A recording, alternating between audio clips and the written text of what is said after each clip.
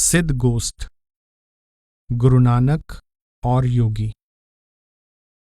यहाँ सिद्ध गोष्ठ अर्थात सिद्ध गोष्ठी में से कुछ अंश दिए जा रहे हैं, जिनमें योगी गुरु साहिब की विचारधारा के विषय में कुछ बुनियादी प्रश्न करते हैं और गुरु साहिब उनके बहुत सुंदर और भावपूर्ण उत्तर देते हैं। चरपट योगी जीवन रूपी भवसागर को तरने की युक्ति के विषय में प्रश्न करता है। गुरु साहिब समझाते हैं कि जिस प्रकार कमल का फूल और मुर्गा भी पानी में रहते हुए भी भीगते नहीं, उसी तरह संसार या माया में रहते हुए इससे निर्लेप रहना चाहिए और अपनी सूरत को अंदर शब्द से जोड़कर संसार सागर से पार हो जाना चाहिए। लोहा रीपा योगी कहता है कि योगी को चाहिए कि आबादियों से बचकर सुनसान में छिपकर रहे, जंगल के कंद फूल खाकर गुजारा करे और मन की शुद्धि के लिए तीर्थों पर स्नान करे। गुरु साहिब समझाते हैं कि आवश्यकता संसार से भागने की नहीं, बल्कि सावधान रहते हुए संसार में विचरने की है। संसार में रहते हुए मन को पराये धन, पराये तन और आशा तृष्णा से बचाकर रखना चाहिए और थोड़ा खाने और थोड़ा सोने की आदत डालनी चाहिए। लोहा रीपा दलील देता है कि सच्चा योगी वह है जिसके कानों में मुद्राएं और हाथ में कजकोल हो। कजकोल यानी फकीरों का एक तरह का भिक्षा पात्र। वह दावा करता है कि मैं गोरखनाथ का पुत्र यानी शिष्य हूं और हमारी साधना 6 दर्शन और योगियों के 12 संप्रदायों में से सबसे उत्तम है। योगियों के 12 संप्रदायों के नाम इस प्रकार हैं: हेत, पाव, आई, गमय, पागल, गोपाल, कंधरी, बाना, पुरा, चौली, रावल तथा दास। गुरु साहिब कहते हैं कि हम तो केवल सूरत को शब्द से जोड़ने की साधना को ही उत्तम मानते हैं। हमारे लिए अंदर शब्द को सुनना कानों में मुद्रा पहनने के समान और हर स्थान पर एक परमात्मा का नूर देखना खिंथा और कजकोल धारण करने के समान है। मुक्तिदाता तो वह परमात्मा है जो स्वयं सच्चा है और जिसका नाम भी सच्चा है। एक और योगी पूछता है कि हे नानक, तूने घर बार क्यों त्याग दिया? तूने उदासियों का भेष क्यों पहना? तू किस वस्तु का व्यापारी है और शिष्यों व सेवकों के उद्धार के लिए तेरे पास कौन सी युक्ति है? गुरु साहिब उत्तर देते हैं कि परमेश्वर के विरह और सद्गुरु की खोज में मैंने घर त्याग दिया और उदासियों जैसा भेष धारण किया। मैं परमात्मा यानी नाम रूपी सत्य का व्यापार करता हूं और मेरे साथियों के उद्धार का साधन गुरुमत है। एक अन्य योगी पूछता है, जीवन किसके सहारे चलता है? गुरु कौन होता है और शिष्य कौन? और संसार से निर्लेप कैसे रहा जाता है? गुरु साहिब उत्तर देते हैं कि जीवन का मूल पवन है और मेरा उपदेश गुरुमत का है।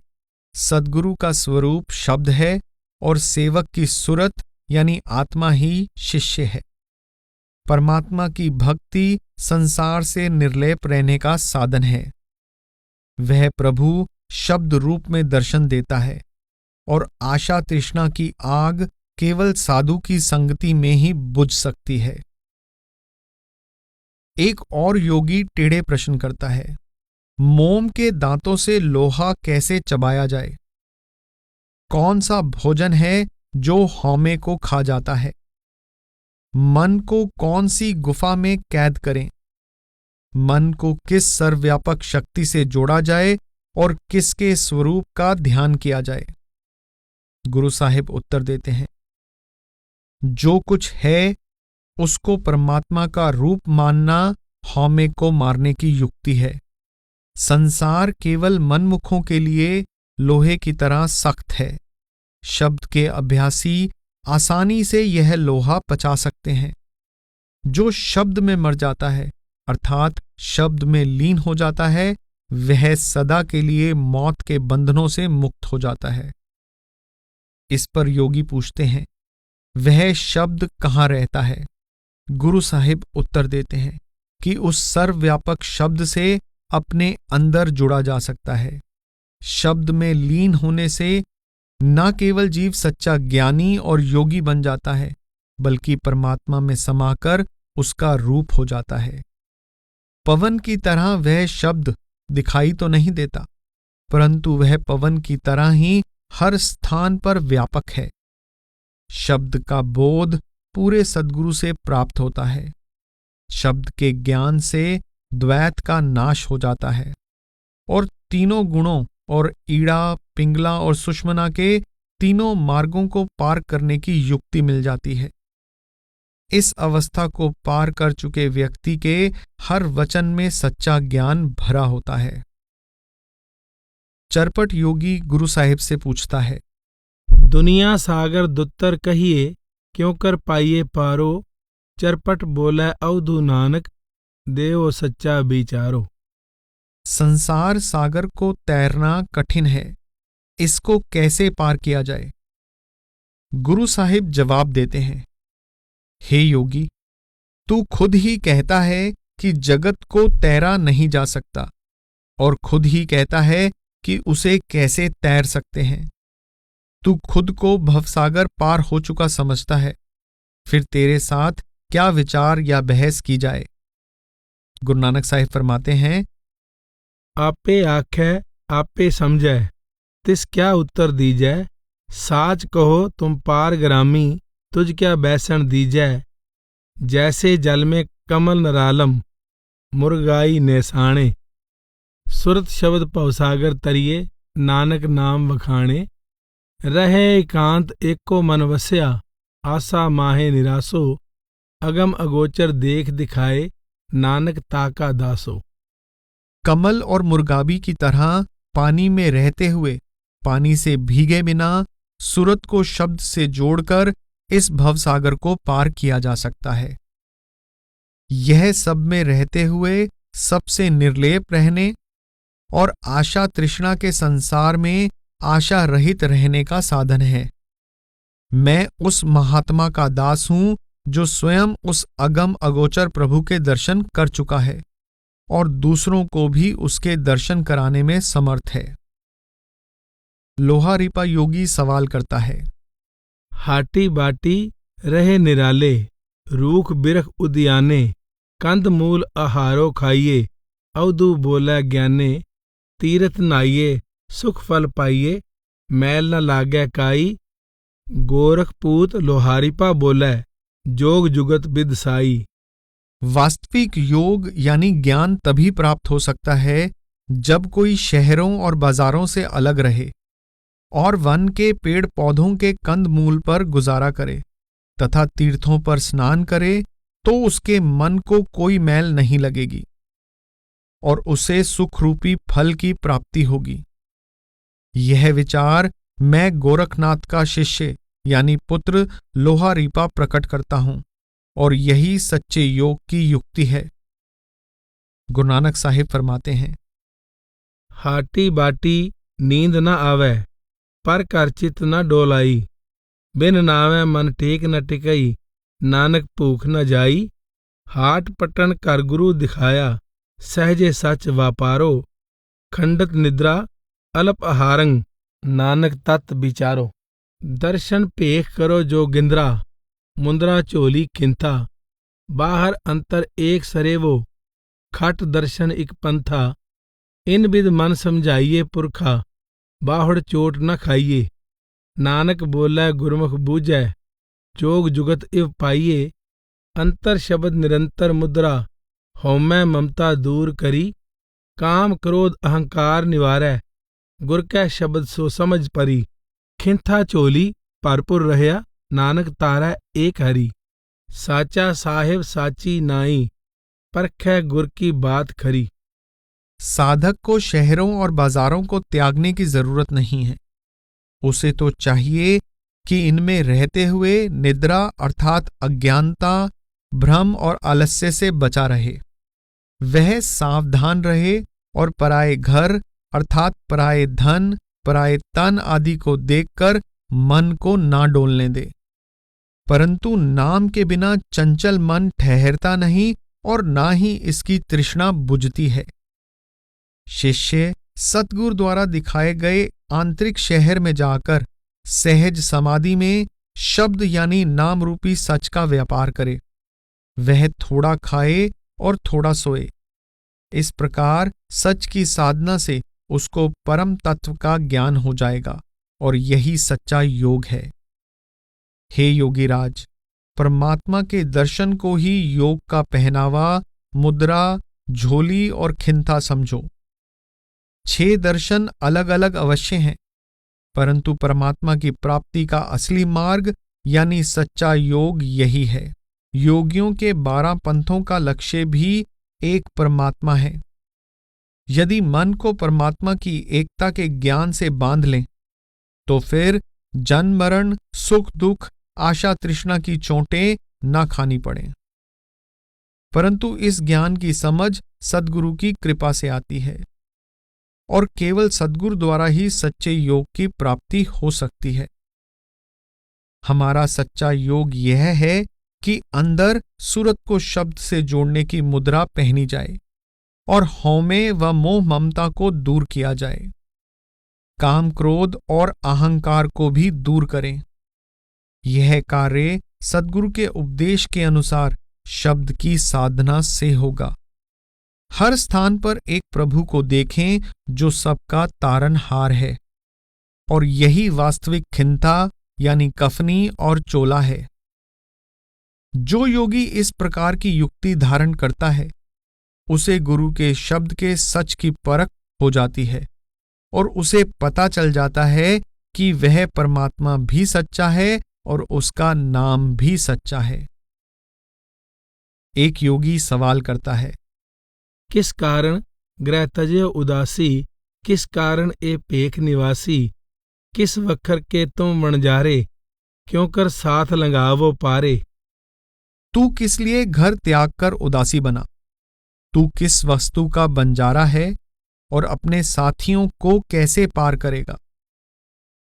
गुरु साहिब उत्तर देते हैं, गुरमुख खोजत भये उदासी, दर्शन कै ताई पेख निवासी, साच वखर के हम वणजारे, नानक गुरमुख उतरस पारे।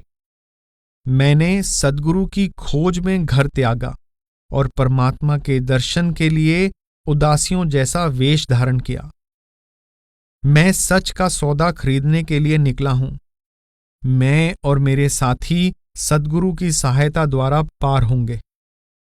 योगी फिर सवाल करता है, कवन मूल कवन मत वेला, तेरा कवन गुरु जिसका तू चेला, कवन कथा ले रहो निराले, बोला नानक सुनो तुम बाले, एस कथा का दे विचार, पवजल शब्द लंगावन हार।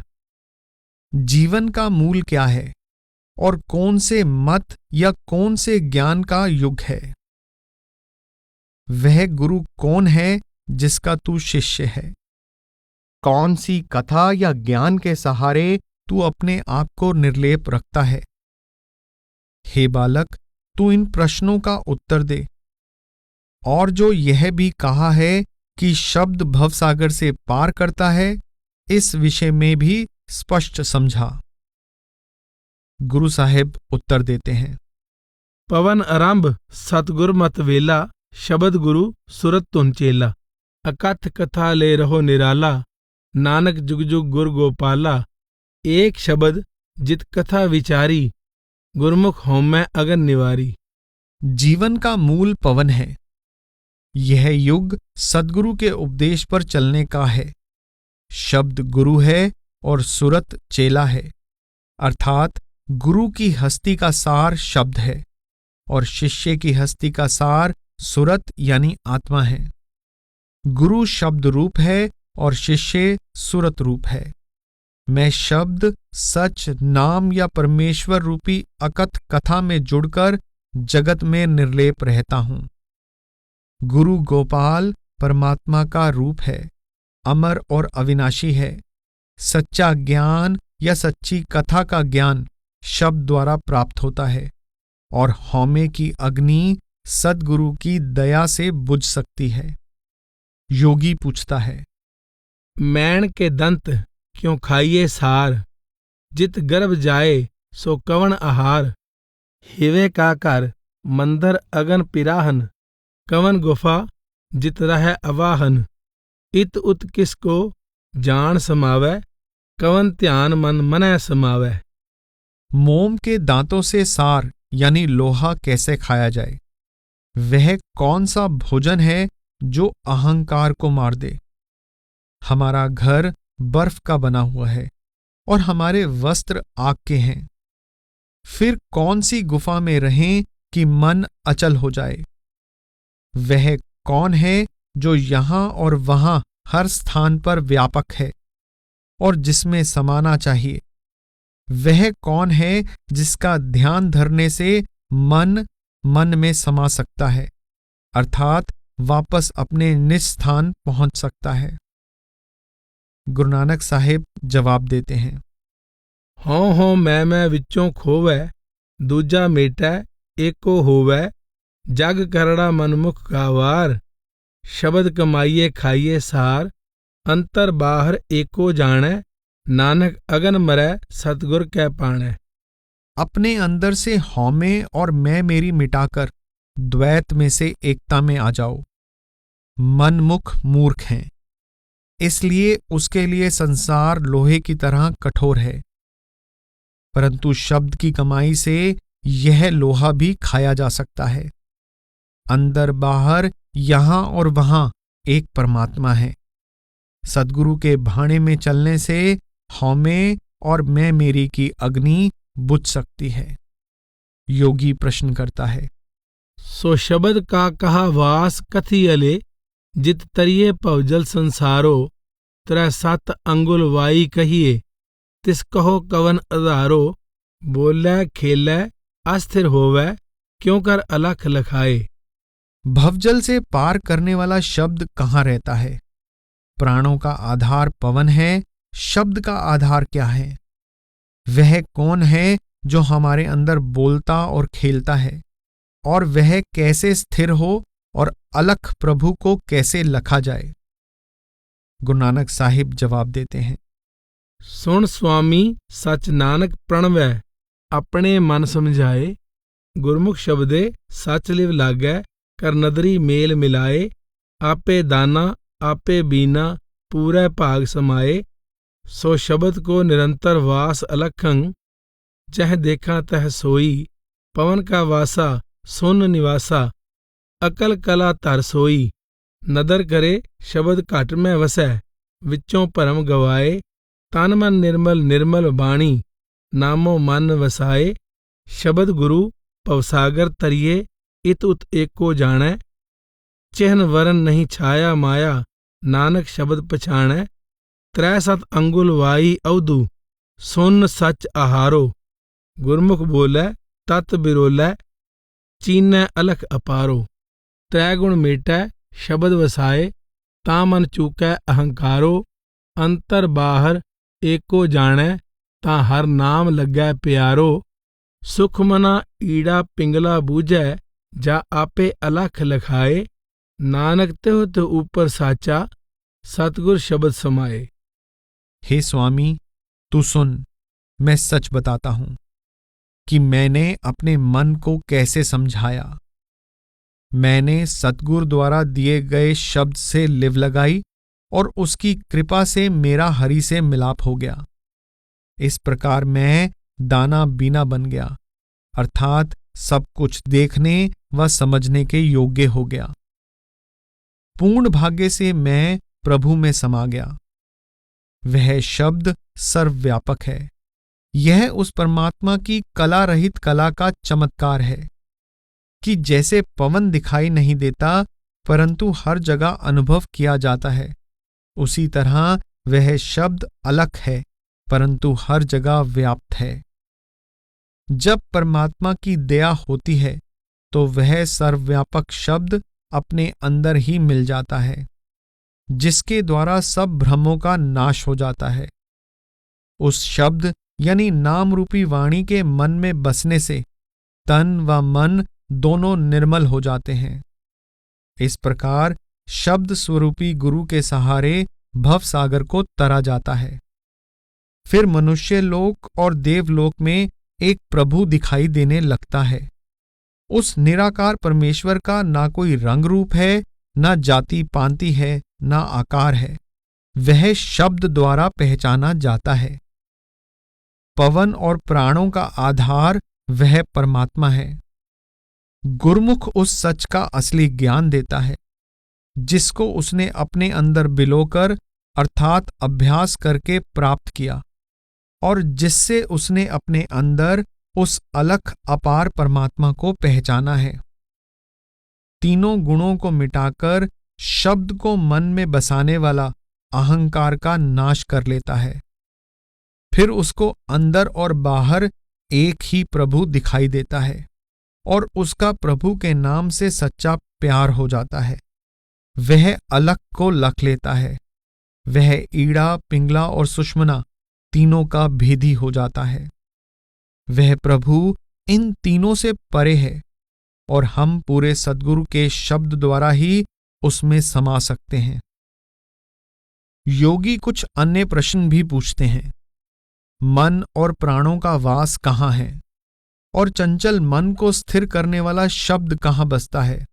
गुरु साहिब उत्तर देते हैं कि हौमे का नाश सद्गुरु की दया से होता है। मन सद्गुरु की दया से निज घर पहुंचकर निश्चल होता है और सद्गुरु की प्राप्ति परमात्मा की दया मेहर से होती है। योगी पूछते हैं, स्वयं की और उस परमात्मा की पहचान कैसे हो? चांद के घर सूर्य का प्रवेश कैसे हो? अर्थात ठंडे और अंधेरे मन में ज्ञान का तेज और प्रकाश कैसे आए? गुरु साहिब कहते हैं कि सद्गुरु की दया से हौमे का नाश होता है, सहज अवस्था की प्राप्ति होती है, मन निश्चल हो जाता है और मन तथा आत्मा शब्द रूपी सूर्य के तेज और प्रकाश से भर जाते हैं। प्राणों का निवास नाभि कमल में है और शब्द का निवास अपने निज घर में है। शब्द के प्रकट होने से तीनों लोकों का बोध हो जाता है। जब हृदय प्रभु रूपी प्रीतम के प्रेम और विरह से भर जाता है तो इसमें संसार की तृष्णाओं के लिए कोई स्थान नहीं रहता। ऐसे विरले जीव हैं जिनको अनहद शब्द का ज्ञान है और जिस भी भाग्यशाली जीव को यह ज्ञान प्राप्त होता है पूरे सद्गुरु द्वारा होता है। योगी कहते हैं, यदि हृदय और शरीर ना होता तो मन कहाँ होता? यदि शरीर ना होता तो शब्द कहाँ निवास करता? स्थूल शरीर ना होता तो ब्रह्म का ज्ञान कैसे प्राप्त होता? और निराकार अरूप व अलख प्रभु को कैसे लखा जा सकता है? गुरु साहिब उत्तर देते हैं कि परमात्मा के नाम में लीन रहने से मन दुनिया से निर्लेप हो जाता है और हर जगह एक ही परमात्मा का नूर दिखाई देने लगता है। यदि शरीर और हृदय ना होता तो मन निर्लेप होकर शून्य में समा जाता। नाभि कमल ना होता तो प्राण परमेश्वर की लिव में लीन अपने घर समा जाते। यदि कोई रूप, कोई आकार ना होता तो शब्द निराकार में लीन हो जाता। यदि धरती और आकाश ना भी होते तो भी वह परमात्मा त्रिलोकी का नूर बना रहता और सब रंग, रूप, आकार और भेष शब्द में लीन हो जाते।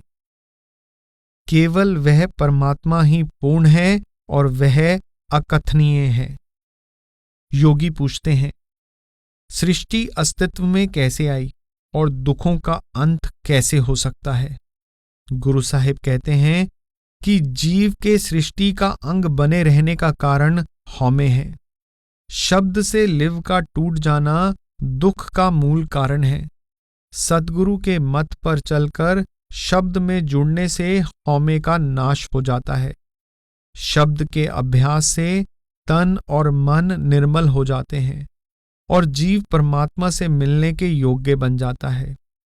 शब्द ही जीव को संसार से मोड़ सकता है और शब्द ही उसको परमेश्वर से जोड़ सकता है। शब्द ही सूरत को परमात्मा से जोड़ने वाला सच्चा योग है। परंतु शब्द का अभ्यास करने वाले जीव विरले हैं। यह अभ्यास केवल सद्गुरु द्वारा हो सकता है, क्योंकि केवल सद्गुरु ही शब्द को प्रकट कर सकता है। सद्गुरु की दया से मन परमात्मा के रंग में रंग जाता है और वापस निज घर पहुंच जाता है। सच्चे योग की युक्ति सच्चे सद्गुरु से प्राप्त होती है। मनमुख कभी भी 84 से मुक्ति प्राप्त नहीं कर सकता। उसका कभी परमात्मा से मिलाप नहीं हो सकता। वह सदा हौमे का शिकार रहता है, जीवन की बाजी हार जाता है और सदा दुखों की मार खाता है। इसके विपरीत गुरमुख हौमे को मारकर मन को जीत लेता है। उसके अंदर परमात्मा का वास हो जाता है। वह सारी सृष्टि का मालिक बन जाता है। काल और यमदूत उसको डरा नहीं सकते और वह पूरे मान सम्मान के साथ परमात्मा की दरगाह में जाता है। गुरु साहिब सद्गुरु की महिमा करते हैं और उसका यश गाते हैं, क्योंकि सद्गुरु के बिना ना किसी को शब्द यानी नाम का भेद मिलता है, ना ही दुखों से छुटकारा होता है और ना ही परमात्मा से मिलाप होता है। योगी गुरु साहिब से सवाल पूछता है, ए मन मैगल कहा बसियले, कहा बसै ए पवना, कहा बसै सो शब्द अवधु, ताको चूकै मन का पवना। मन रूपी हाथी, प्राण रूपी पवन और शब्द का निवास कहाँ है? गुरु नानक साहिब उत्तर देते हैं, नदर करे तां सतगुर मेले, तां निज कर वासा ए मन पाए, आपै आप खाए तां निर्मल, होवै तावत वर्ज रहाए। परमात्मा की दया से सद्गुरु मिलता है और सद्गुरु के मिलाप से मन निज घर में वास पाता है। हौमे को दूर करने से मन निर्मल और निश्चल होकर अपने घर बैठता है। योगी फिर सवाल करता है, क्यों मूल पछाणै आत्म जाणै, क्यों सस घर सूर समावै। अपने मूल और आत्मा की पहचान कैसे हो? चंद्र के घर में सूर्य कैसे समाए? चंद्र स्वयं ठंडा और प्रकाशहीन है। इसको सूर्य से ही तेज और प्रकाश की प्राप्ति होती है। इसी तरह मूल रूप से मन भी ठंडा और अंधकारपूर्ण है। जब यह शब्द के जलाल से भरपूर हो जाता है तो इसमें तेज और प्रकाश दोनों आ जाते हैं। गुरु नानक साहिब उत्तर देते हैं, गुरमुख होमै विच्चों खोवै, तो नानक सहज समावै, ए मन निहचल हृदय वसियले, गुरमुख मूल पछाण रहै, ना पवन कर आसन बैसै, गुरमुख खोजत तत लहै, सो शब्द निरंतर निज कर आछै, त्रिभुवन जोत सो शब्द लहै, खावै दुख भूख साचे की, साचे ही तृप्तास रहै, अनहद बाणी गुरमुख जानी, बिरलो को अर्थावै, नानक आखै सच सुभाखै, सच रपै, रंग कब हो न जावै। जब सद्गुरु द्वारा हौमे का नाश कर लिया तो सहज की प्राप्ति हो जाती है। इस तरह मन निश्चल हो जाता है और मूल अर्थात परमात्मा की पहचान हो जाती है। जब प्राण अपने घर यानी नाभि में समा जाएं, अर्थात एकाग्रता की प्राप्ति हो जाए, तो सद्गुरु की दया से सत्य का ज्ञान हो जाता है। अंदर ही सर्वव्यापक शब्द का अनुभव हो जाता है और तीनों लोकों की ज्योति शब्द यानी परमात्मा के दर्शन होने शुरू हो जाते हैं। सच्चे प्रभु की भूख दुखों को खा जाती है और सच्चे प्रभु के प्रेम से मन की तृप्ति हो जाती है। अनहद वाणी यानी शब्द का सद्गुरु से ही पता चलता है, परंतु विरले लोगों को ही इस भेद की प्राप्ति होती है। नानक साहिब कहते हैं कि यह सच है कि नाम का चढ़ा रंग कभी नहीं उतरता। योगी पूछता है, जा ए हृदा देह न होती, तो मन कैठै रहता, नाभ कमल स्तंभ न होतो ता पवन कवन कर सहता। रूप न होतो रेख न काई ता शब्द कहा लिवलाई। रकत बिंद की मड़ी न होती मित कीमत नहीं पाई। वर्ण पेख असरूप न जापी क्यों कर जापस साचा।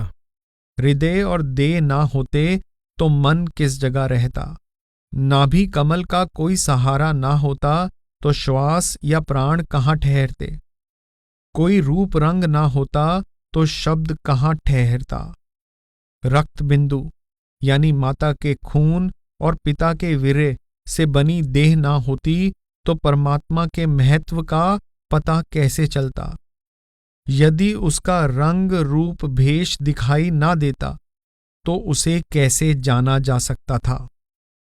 गुरु नानक साहेब उत्तर देते हैं, नानक नाम रते बैरागी इब तब साचो साचा। हृदय देह न होती अवधु तो मन सुन रहे बैरागी। नाभ कमल स्तंभ न होतो ता निज कर बसतो पवन अनुरागी। रूप न रेख्या जात न होती तो अकुलीन रहतो शब्द सो सार। गौन गगन जब तबे न होतो त्रिभुवन ज्योत आपे निरंकार। वरण पेख असरूप सो एको एको शब्द विडाणी। साच बिना सूचा को नाही नानक अकथ कहानी। जो नाम के रंग में रंगे गए वे सच्चे वैरागी बन गए। उनको अब भी और फिर भी अर्थात हमेशा ही वह सच्चा हर स्थान पर भरपूर दिखाई देता है। हे योगी, यदि शरीर और हृदय ना होता तो मन सुन में समा जाता। यदि नाभि कमल का आसरा ना होता तो प्राण खिंच जाते और अपने निज घर में समा जाते। जब रंग रूप रेख जाति आदि नहीं थे तो शब्द उस हरि में ठहरा हुआ था और शब्द ही उस हरि का सार था, जिसकी कोई जाति या कुल नहीं है। जब धरती और आकाश नहीं थे तब तीनों लोकों की ज्योति वह निराकार प्रभु स्वयं था। उस दशा में जब कोई रंग रूप रेख नहीं थे तो वह आश्चर्य में शब्द ही भरपूर था। उस परमात्मा यानी शब्द के बिना कोई निर्मल नहीं हो सकता और परमात्मा यानी शब्द वह अकथ कथा है जिसका वर्णन नहीं हो सकता। योगी पूछता है, कित कित बिद जग उपजय पुरखा कित कित दुख बिनस जाई। संसार के जीवों का जन्म कैसे होता है और दुखों का अंत कैसे होता है। गुरु नानक साहिब फरमाते हैं, हौमै विच जग उपजय पुरखा नाम विसरिए दुख पाई। गुरमुख होवै सो ज्ञान तत्व विचारै। हौमै शब्द जलाए तन मन निर्मल निर्मल बाणी। साचै रह समाए नामे नाम रह बैरागी। साच रखिया उर धारे नानक बिन नावै जोग कदे न होवै। देखो हृदय विचारे गुरमुख साच शब्द विचारै कोय। गुरमुख सच बाणी प्रगट होए। गुरमुख मन भीजै विरला बूझै कोय। गुरमुख निज कर वासा होए। गुरमुख जोगी जुगत पछाणै। गुरमुख नानक एको जाणै। बिन सतगुर सेवे जोग न होई। बिन सतगुर भेटे मुक्त न कोई। बिन सतगुर भेटे नाम पाया न जाए। बिन सतगुर भेटे महा दुख पाए। बिन सतगुर भेटे महागर्भ गुबार। नानक बिन गुर मुआ जन्म हार। गुरमुख मन जीता हौमै मार। गुरमुख साच रखिया उर धार। गुरमुख जग जीता जमकाल मार बिदार। गुरमुख दरगह न आवे हार। गुरमुख मेल मिलाए सो जानै। नानक गुरमुख शब्द पछाणै। शब्दै का निबेड़ा सुन तू अवधु। बिन नावै जोग न होई। नामे राते अन दिन माते। नामै ते सुख होई। नामै ही ते सब प्रगट होवै। नामे सोजी पाई। बिन नावै पेख करै बहु तेरे। सच्चै आप खुआई। सतगुर ते नाम पाइये अवधु। जोग जुगत तां होई। कर विचार मन देखो नानक। बिन नामै मुकत न होई। जीव हौमे को लेकर संसार में जन्म लेता है और नाम को भुलाकर दुख पाता है। जो गुरु की मति पर चलता हुआ परम तत्व का ज्ञानी बनता है, वह शब्द द्वारा हौमे का नाश कर लेता है। शब्द रूपी निर्मल वाणी से जुड़कर उसका तन मन निर्मल हो जाता है और सदा के लिए उस सच्चे परमात्मा में समा जाता है। वह नाम यानी शब्द द्वारा नाम में समाकर संसार से निर्लेप हो जाता है और उस सच्चे परमात्मा को अपने अंतर में प्रकट कर लेता है। इस बात पर अच्छी तरह विचार करके देख लें कि नाम के बिना कभी भी सच्चा योग यानी परमात्मा से मिलाप और संसार से वैराग्य प्राप्त नहीं हो सकता। कोई विरला जीव ही सद्गुरु के द्वारा बख्शे हुए शब्द की कमाई करता है और सद्गुरु के द्वारा ही सच्ची वाणी यानी शब्द को प्रकट करता है। ऐसे जीव बिरले हैं जिनका मन सद्गुरु के द्वारा परमात्मा के प्यार के रंग में रंग जाता है। सद्गुरु के द्वारा ही अपने निज घर में निवास मिलता है। सद्गुरु के द्वारा ही उस परमात्मा का बोध यानी ज्ञान होता है, जो एक है, सर्वव्यापक है और सबका मूल है। सद्गुरु की सेवा के बिना योग प्राप्त नहीं होता। गुरु के मिलाप के बिना मुक्ति नहीं मिलती। सद्गुरु से मिले बिना नाम नहीं मिलता और नाम न मिलने के कारण भयानक दुख सहने पड़ते हैं। सद्गुरु के बिना अहंकार का अंधेरा छाया रहता है। सद्गुरु के बिना मनुष्य जीवन की बाजी हार जाता है और जीव अंधकार में ही यहां से चला जाता है। इसके विपरीत गुरु की मति पर चलने वाला हौमे को मारकर मन को जीत लेता है। वह सच्चे प्रभु को अपने अंदर बसा लेता है। गुरु की मति पर चलने वाला काल को मार लेता है और यम को जीत लेता है। गुरु की मति पर चलने वाला प्रभु की दरगाह में सदैव स्वीकार होता है। जिसको सद्गुरु परमात्मा से मिलाता है, केवल वही परमात्मा को जान सकता है। शब्द की पहचान केवल सद्गुरु द्वारा ही हो सकती है। हे योगी, तू शब्द के बारे में अंतिम निर्णय सुन, और वह यह है कि शब्द यानी नाम के बिना सच्चा योग असंभव है। जो नाम के रंग में रंगे जाते हैं, उनको दिन रात नाम का नशा चढ़ा रहता है और उनको नाम से परम आनंद की प्राप्ति होती है। उनको नाम से ही सच्चा ज्ञान मिलता है और नाम से ही यह पता चलता है कि जो कुछ है सब नाम से ही पैदा हुआ है। जो लोग नाम के बिना अन्य भेषों के भ्रम में पड़े हुए हैं, ऐसा समझें कि वे उस परमात्मा के भाणे अथवा मौज से ही परेशान हो रहे हैं। परंतु जब सच्चे सद्गुरु से नाम का भेद मिल जाता है तो सच्चा योग मिल जाता है।